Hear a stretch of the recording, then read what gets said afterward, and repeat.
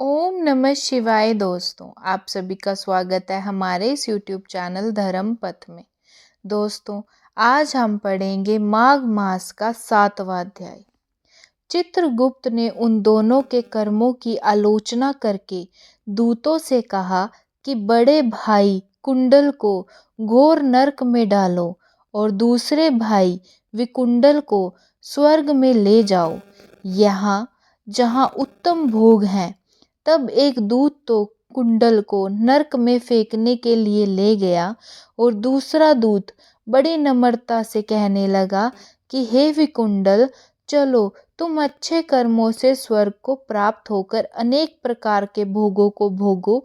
तब विकुंडल बड़े विस्मय के साथ मन में संशय धारण करते हुए दूत से कहने लगा कि हे दूत, मेरे मन में बड़ी भारी शंका उत्पन्न हो गई है।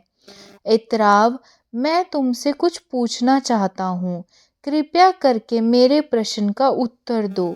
हम दोनों भाई एक ही कुल में उत्पन्न हुए, एक जैसे ही कर्म करते रहे। दोनों भाइयों ने कभी कोई शुभ कार्य नहीं किया, फिर एक को नरक क्यों और दूसरे को स्वर्ग किस कारण प्राप्त हुआ? मैं अपने स्वर्ग में जाने का कोई कारण नहीं देखता। तब यमदूत कहने लगा कि हे विकुंडल, माता पिता, पुत्र पत्नी, भाई बहन से सब संबंध जन्म के कारण होते हैं और जन्म कर्म को भोगने के लिए ही प्राप्त होता है।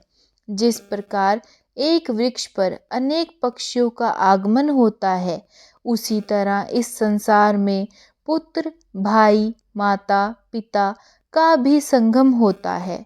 इनमें से जो जैसे जैसे कर्म करता है वैसे ही फल भोगता है।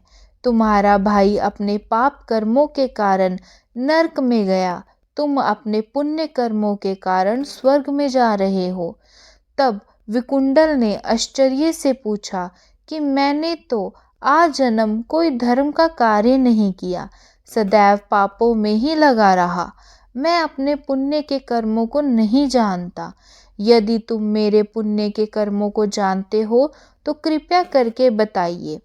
तब देवदूत कहने लगा कि मैं सब प्राणियों को भली भांति जानता हूँ, तुम नहीं जानते।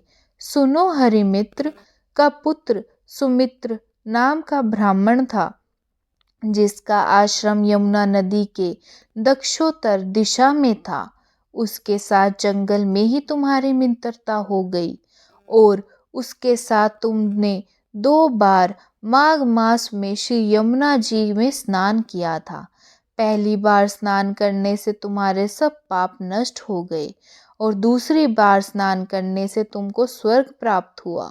सो हे वैश्यवर, तुमने तो 2 बार माघ मास में स्नान किया, इसी के पुण्य के फल से तुमको स्वर्ग प्राप्त हुआ और तुम्हारा भाई नरक को प्राप्त हुआ।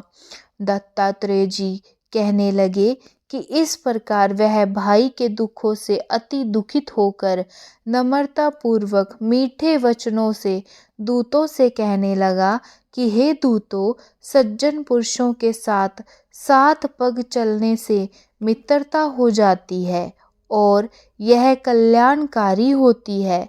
मित्र की चिंता ना करते हुए तुम मुझको इतना बताने की कृपया करो कि कौन से कर्म से मनुष्य यमलोक को प्राप्त नहीं होता, क्योंकि तुम सर्वज्ञ हो। 7वां अध्याय संपूर्णम। दोस्तों, यदि आपको हमारी वीडियोस अच्छी लगती हैं तो प्लीज़ हमारे इस चैनल को सब्सक्राइब करें और हमारी आने वाली वीडियोस को देखने के लिए बेल आइकन को ज़रूर दबाएं। धन्यवाद दोस्तों।